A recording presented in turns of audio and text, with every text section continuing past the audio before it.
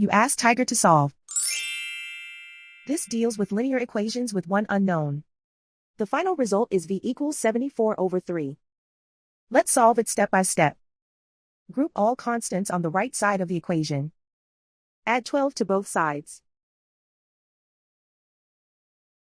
Simplify the arithmetic.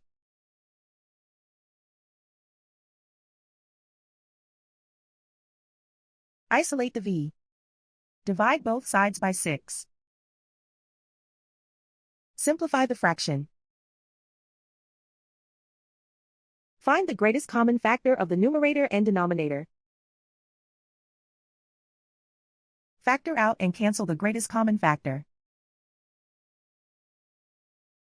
And so the final result is v equals 74/3.